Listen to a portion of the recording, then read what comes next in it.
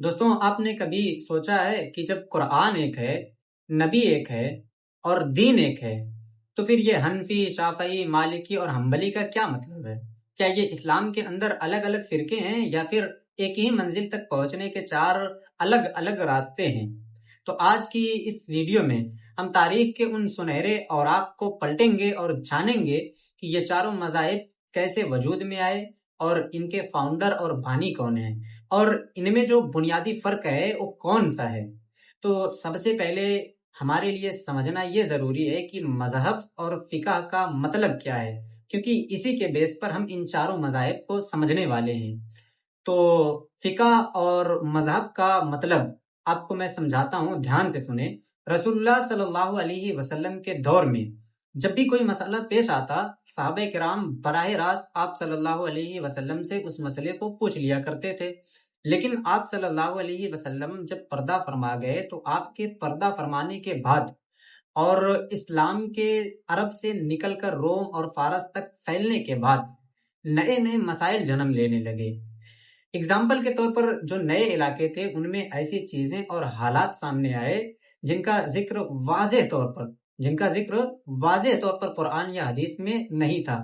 ویسے تو اگر دیکھا جائے قرآن میں ہر چیز کا بیان ہے، لیکن واضح طور پر جن کا ذکر واضح طور پر قرآن یا حدیث میں نہیں تھا، تو ایسے میں صحابہ اور تابعین نے قرآن و سنت کی روشنی میں جو اصول اور قوانین استنباط کیے اسے فقہ کہا گیا، اور جن عظیم اسکالرز نے ان اصولوں کو ایک منظم شکل دی ان کے طریقہ کار کو مذہب یعنی چلنے کا راستہ کہا گیا۔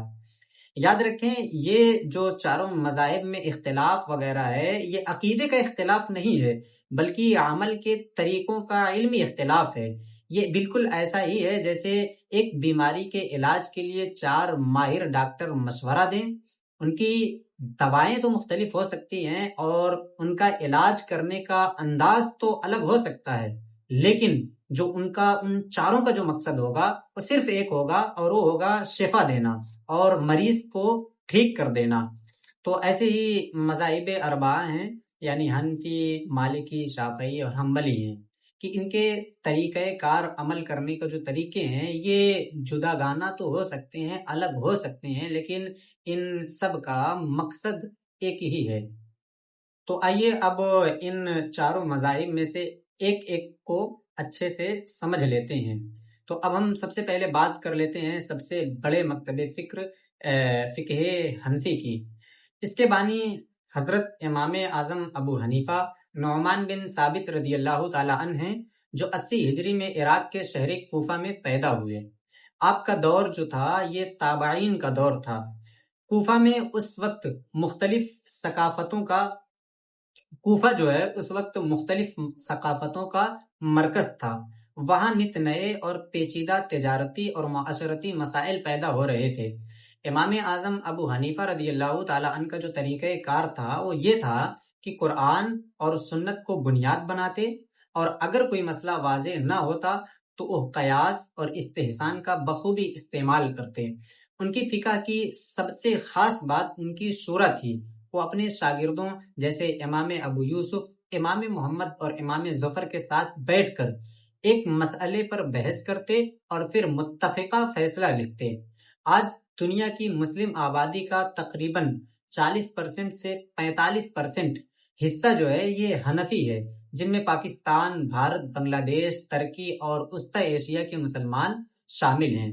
عراق کے بعد اب ہم چلتے ہیں مدینہ منورہ کی طرف، جہاں فقہ مالکی کی بنیاد رکھی گئی، اور فقہ مالکی کے بانی حضرت امام مالک بن انس رضی اللہ تعالی عنہ ہیں، جو 93 ہجری میں پیدا ہوئے۔ امام مالک ساری زندگی مدینہ منورہ میں رہے اور نبی کریم صلی اللہ علیہ وسلم کے شہر سے اتنی محبت تھی کہ آپ مدینہ میں کبھی جوتے پہن کر نہیں چلتے۔ امام مالک کی فقہ کی سب سے بڑی خصوصیت جو تھی وہ یہ تھی کہ انہوں نے عمل اہل مدینہ کو بہت اہمیت دی۔ ان کا ماننا تھا کہ یہ وہ لوگ ہیں جنہوں نے براہ راست صحابہ کرام کو دیکھا ہے، اس لیے ان کا متفقہ عمل سنت کی ایک بہت مضبوط دلیل ہے۔ انہوں نے احادیث کی عظیم کتاب موطا مرتب کی ہے۔ آج فقہ مالکی کے ماننے والے زیادہ تر شمالی افریقہ کے ممالک جیسے مراکش، الجزائر त्यूनिस और मगरबी अफ्रीका में पाए जाते हैं। तीसरा बड़ा मकतब फिक्र फिकह शाफई है और इसके बानी हैं हजरत इमाम मोहम्मद बिन इदरीस शाफई रहमतुल्लाहि ताला अलैह। आप 150 हिजरी में फलस्तीन के शहर गजा में पैदा हुए।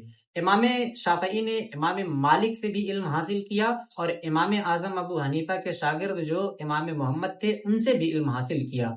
इसीलिए इमाम शाफई को इराक के अहलुल राय और मदीना के अहलुल हदीस के दरमियान एक ब्रिज माना जाता है।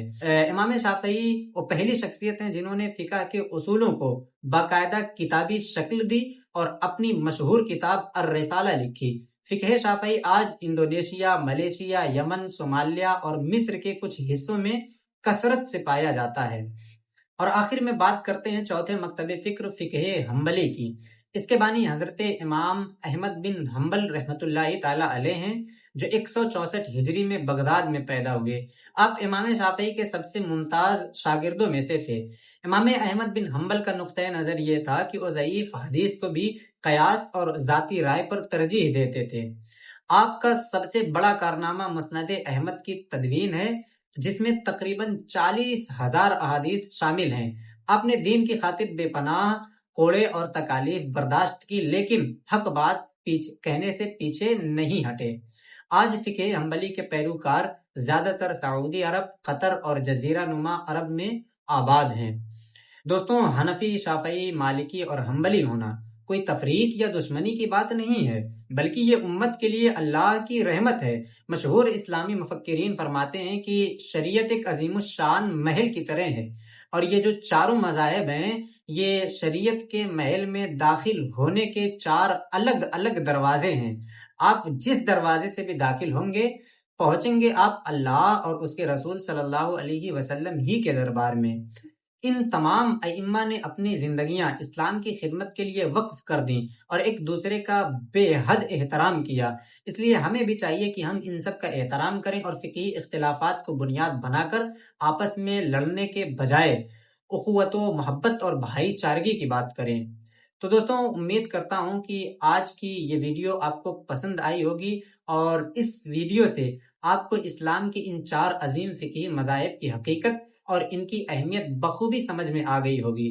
और अगर आपको ये वीडियो पसंद आई हो तो इस वीडियो को लाइक करें और अपने दोस्तों के साथ शेयर करें और हमारे चैनल को सब्सक्राइब करें ताकि मैं आपके लिए मजीद मालूमाती और ऑथेंटिक वीडियोस लाता रहूं।